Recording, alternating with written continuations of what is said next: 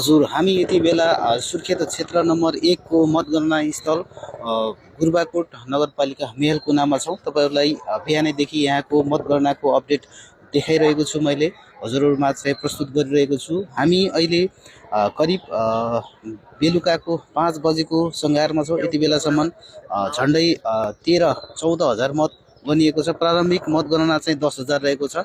अबको रिजल्ट आउन बाँकी छ।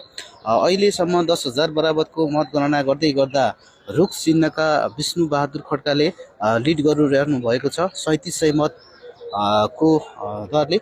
र यहाँ विभिन्न पार्टीका विभिन्न व्यक्तित्वहरू चाहिँ उपस्थित हुनुहुन्छ, जो चाहिँ मतगणना स्थलमा चाहिँ के होला, कसले कति मत ल्याउला भनेर निकै उत्सुकताको साथ हेरिरहनु भएको छ। हजुरहरूलाई चाहिँ मैले निरन्तर बिहानदेखिको रिपोर्टहरू प्रस्तुत गरिरहेको छु। यसै गरी विभिन्न क्षेत्रमा चाहिँ विभिन्न दलहरूले प्रतिनिधित्व गर्ने क्रममा अहिलेसम्म हाल यो प्रतिनिधि सभा निर्वाचनमा राष्ट्रिय स्वतन्त्र पार्टीले धेरै ठाउँहरूमा लिड गरिरहेको अवस्था हजुरहरूले पनि जानकारी प्राप्त गर्नुभएको होला। हामी यसै गरी विभिन्न रिपोर्टहरू हजुरहरूलाई देखाउनेछौँ। हस्, धन्यवाद।